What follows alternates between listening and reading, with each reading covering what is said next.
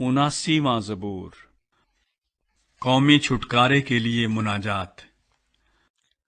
اے خدا، قومیں تیری میراث میں گھس آئی ہیں، انہوں نے تیری مقدس ہیکل کو ناپاک کیا ہے، انہوں نے یروشلیم کو کھنڈر بنا دیا ہے، انہوں نے تیرے بندوں کی لاشوں کو آسمان کے پرندوں کی اور تیرے مقدسوں کے گوشت کو زمین کے درندوں کی خوراک بنا دیا ہے، انہوں نے ان کا خون یروشلیم کے گرد پانی کی طرح بہایا اور کوئی ان کو دفن کرنے والا نہ تھا۔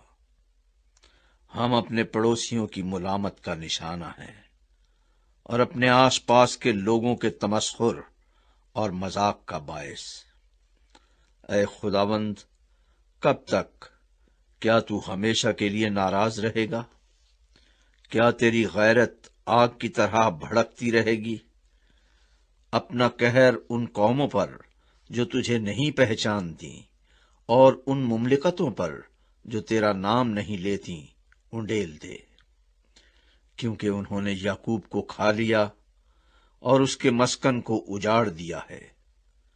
ہمارے باپ دادا کے گناہوں کو ہمارے خلاف یاد نہ کر۔ تیری رحمت جلد ہم تک پہنچے، کیونکہ ہم بہت پست ہو گئے ہیں۔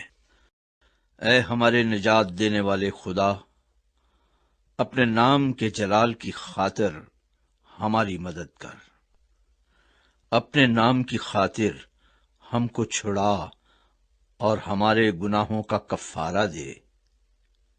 قومیں کیوں کہیں کہ ان کا خدا کہاں ہے؟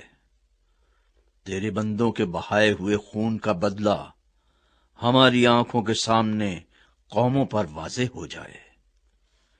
قیدی کی آہ تیرے حضور تک پہنچے، اپنی بڑی قدرت سے مرنے والوں کو بچا لے۔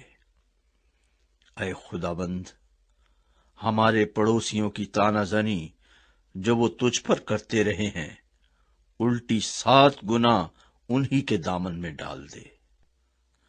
تب ہم جو تیرے لوگ اور تیری چراگاہ کی بھیڑیں ہیں، ہمیشہ تیری شکر گزاری کریں گے، ہم پشت در پشت تیری ستائش کریں گے۔